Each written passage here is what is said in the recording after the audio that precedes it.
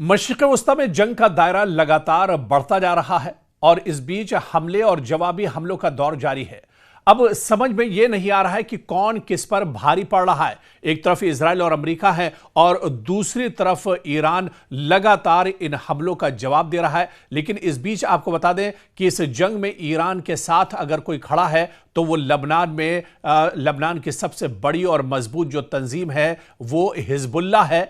यानी लबनान इस जंग में ईरान के साथ खड़ा है और लबनान की तंजीम हिजबुल्लाह ईरान के साथ पूरी मजबूती के साथ खड़ी है। और इस बीच बड़ी खबर जो इजराइल से आ रही है कि लबनान ने बड़ा अटैक किया है। दरअसल यह अटैक लबनान और ईरान ने मिलकर किया है और ये एक बड़ा हमला बताया जा रहा है क्योंकि लबनान और ईरान ने मिलकर यह हमला किया है। और आपको बता दें कि इजराइल के एलात शहर पर यह हमला किया गया है। आपको बताते चलें कि हिजबुल्लाह लगातार रॉकेट के जरिए से हमले करता है, जबकि ईरान की तरफ से मिसाइल और ड्रोन के जरिए हमले किए जा रहे हैं। जो हालिया जो हमला हुआ है, जो इस वक्त अब से थोड़ी देर पहले जो बड़ा हमला इजराइल पर हुआ है, वो दरअसल लबनान और ईरान ने मिलकर किया है। यानी लबनान और ईरान का ये मुश्तरका हमला है जो इजराइल पर किया गया है। इजराइल का जो सेंट्रल इलाका है वहां पर यह हमला हुआ है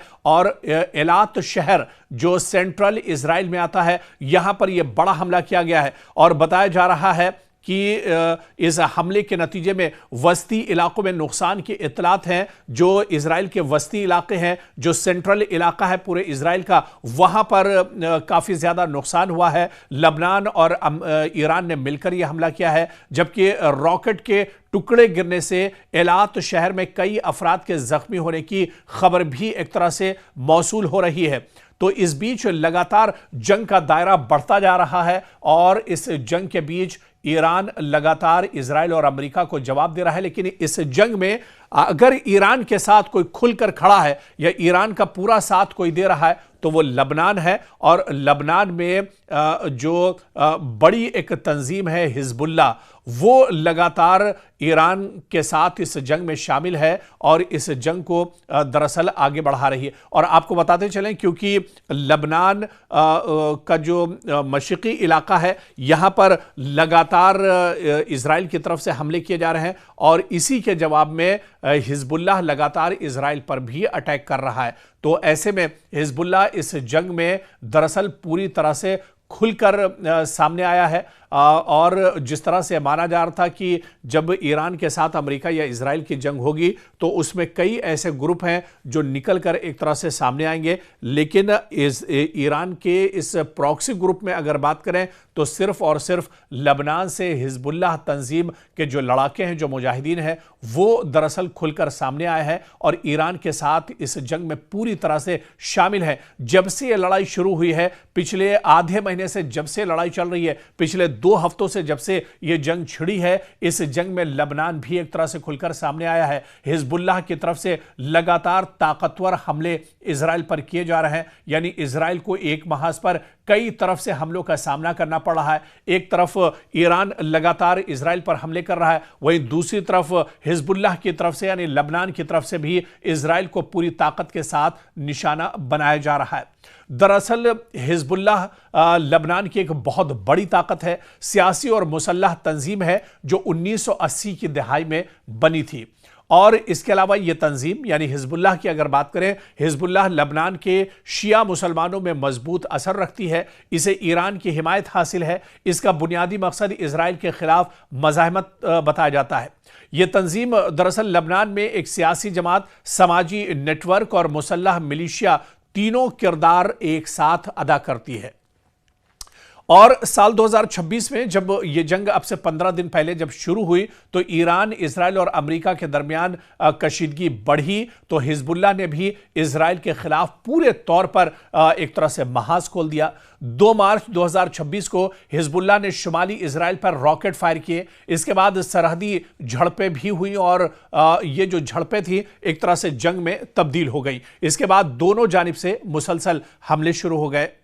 तो दोनों जानिब से एक तरह से जंग अब बढ़ती जा रही है, यानी इजराइल लगातार लबनान को निशाना बना रहा है और लबनान उसके जवाब में यानी पलटवार एक तरह से कर रहा है और हिजबुल्लाह की तरफ से भी पूरे तौर से इसके जवाब दिए जा रहे हैं। दरअसल हिजबुल्लाह ज्यादातर रॉकेट, मिसाइल और ड्रोन अपने हमला करने के लिए इस्तेमाल करता है और इसका जो अहम तरीका है यानी रॉकेट हमला बहुत खतरनाक और घातक माना जाता है। लबनान से शुमाली इजराइल पर दर्जनों और बाज औकात 100 से ज्यादा रॉकेट एक साथ फायर किए जाते हैं और इन हमलों से इजराइल के शहरों में सायरन बज उठते हैं, लगातार सायरन बजते रहते हैं। एक बड़े हमले में तकरीबन 100 रॉकेट एक साथ शुमाली इजराइल पर हिजबुल्लाह ने दागे। दरअसल हिजबुल्लाह की ये जो पूरी पॉलिसी हमला करने की बिल्कुल अलग है, क्योंकि हिजबुल्लाह दरअसल इंटरसेप्ट से बचने के लिए या फिर जो दिफाई निज़ाम है उससे बचने के लिए उसके रॉकेट एक साथ कई रॉकेट हिजबुल्लाह की तरफ से दागे जाते हैं ताकि इन सब रॉकेट को इंटरसेप्ट ना किया जा सके। हिजबुल्लाह का हदफ दरअसल जो होता है वो इजराइल के अंदर जो फौजी अड्डे हैं उन्हें हिजबुल्लाह निशाना बनाता है, सरहदी जो चौकियां हैं आईडीएफ की उन्हें हिजबुल्लाह निशाना बनाते हैं, या जो कारोबारी इदारे हैं उन्हें भी निशाना बनाया जाता है और शुमाली इजरायली जो शहर हैं वो सबसे ज्यादा टारगेट पर रहते हैं हिजबुल्लाह के। ऐसे में इजराइल के पास एक ताकतवर मिसाइल यानी डिफेंस सिस्टम, आयरन डोम की बात करें या डेविड स्लिंग की बात करें, ये जरूर है, लेकिन ये निजाम ज्यादातर रॉकेटों को फजा में ही तबाह करते हैं और ऐसे में हिजबुल्लाह एक साथ कई रॉकेट भेजता है ताकि जो डिफेंस सिस्टम है वो इन सारे रॉकेट को एक साथ इंटरसेप्ट ना कर पाए। और ऐसे में अगर 100 रॉकेट एक साथ हिजबुल्लाह की तरफ से मारे जाते हैं तो उन रॉकेट में 10, 15, 20 रॉकेट भी अगर अपने हदफ तक पहुंच जाते हैं तो इजराइल को काफी ज्यादा नुकसान उठाना पड़ता है। और ऐसे में आप देखिए कि एलात शहर पर जो हमला रॉकेटों के जरिए लबनान की तरफ से किया गया, हिजबुल्लाह की तरफ से किया गया, इनमें दरअसल कई रॉकेट एक साथ फायर किए गए थे, जिनमें से 2 या 3 रॉकेट दरअसल गिरे हैं और इसमें आईडीएफ को काफी ज्यादा नुकसान पहुंचा है, इजराइल को काफी ज्यादा नुकसान पहुंचा है। इजराइल के एक एयरपोर्ट यानी बिन गोरियन एयरपोर्ट पर भी तबाही की खबर आ रही है। और इसके अलावा अगर अभी तक जब से जंग शुरू हुई है, इस जंग में क्योंकि ईरान भी लगातार अटैक कर रहा है और लबनान भी लगातार इजराइल पर अटैक कर रहा है, इस वजह से इजराइल को काफी ज्यादा तबाही का नुकसान एक तरह से हो रहा है और तबाही का सामना करना पड़ रहा है। दरअसल आपको याद होगा जिस तरह से सोशल मीडिया में भी खबरें गश्त कर रही है, बल्कि सोशल मीडिया से हटकर कई बड़े जो पेपर्स हैं, कई बड़े जो चैनल्स हैं, उन्होंने भी अब इस खबर को एक तरह से नश्र किया है कि आखिर इस लड़ाई के जंग, इस नाजुक हालात के दौरान इजराइल के वज़ीर-ए-आज़म बिन्यामिन नेतन्याहू कहाँ है? बिन्यामिन नेतन्याहू क्या ज़ेरे ज़मीन एक तरह से पनाह लिए हुए हैं, किसी टनल या गार में एक तरह से छुप गए हैं, या नेतन्याहू कहाँ पर हैं? कई सोशल मीडिया ने तो यहां तक एक तरह से कहा कि शायद ईरान के हमले में या लबनान के हमले में बिन्यामिन नेतन्याहू मारे जा चुके हैं। हालांकि अभी इसकी तस्दीक नहीं हुई है, अभी इसकी सच्चाई निकलकर सामने नहीं आई है, लेकिन जिस तरह से एक हफ्ते से ज्यादा हो चुका है बिन्यामिन नेतन्याहू कहीं नजर नहीं आ रहे हैं, न तो सोशल मीडिया पर है, ना ही उनका कोई वीडियो ट्वीट हो रहा है। हालांकि ट्विटर पर एक आध बार उनका टेक्स्ट जरूर आया और माहिरीन का यह मानना है कि टेक्स्ट तो कोई भी कर सकता है, लेकिन बिन्यामिन नेतन्याहू आखिर कहां पर है? तो ऐसे में जिस तरह से लबनान और ईरान की तरफ से लगातार अटैक्स हो रहे हैं, ऐसे में अब सवाल यह उठ रहा है कि क्या बिन्यामिन नेतन्याहू जिंदा है या फिर वो भी इस हमले के शिकार हो गए। हालांकि अभी इस खबर की हम कोई तस्दीक नहीं कर रहे हैं, अभी हम ये नहीं कह रहे हैं कि बिन्यामिन नेतन्याहू मारे गए हैं, लेकिन इतना जरूर है कि इन हमलों के डर से बिन्यामिन नेतन्याहू जरूर रोपोश हो गए हैं, कहीं पर छुप गए हैं, क्योंकि लगातार ये हमले लबनान और ईरान की तरफ से किए जा रहे हैं।